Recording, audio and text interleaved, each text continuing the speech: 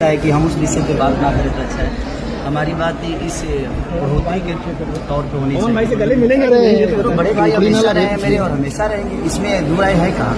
तो मेरे सम्मानित हमेशा रहे हैं, आज भी है, कल भी है और आजीवन हमेशा मेरे सम्मान में है वो, और हमेशा मैं सम्मान करूंगा क्योंकि भोजपुरी के अंदर संस्कार है, और संस्कार है तो संस्कार में ये हमारे बड़े भाई लोग हैं, इनको देखकर हम बड़े हुए हैं और इनके आदर्श को अपना आदर्श बनाते ही हम बड़े हुए हैं। तो कोशिश हमारी हमेशा अपने क्षेत्र में रहती है कि हम बेहतर से बेहतर काम करें और उसी पे चर्चा करें तो ज़्यादा बेहतर है, क्योंकि काम से ही चीज़ें बड़ी होगी। तो आप लोग देखे होंगे कैसे खेसारी लाल यादव ने मीडिया के सामने अपने बात को रखते हुए पाँव सिंह को बोलते हुए नजर आ रहे हैं कि पाँव सिंह एक तरफ से मेरे बड़े बुजुर्ग और मेरे बहुत ही पुराना मित्र हैं और पिता के समान मुझे मानते हैं। तो जैसे कुछ नई खबर मिलती है तो मैं आप लोग के इस चैनल के माध्यम से बनाकर वीडियो बता दूंगा। तब मिलते हैं नेक्स्ट वीडियो में।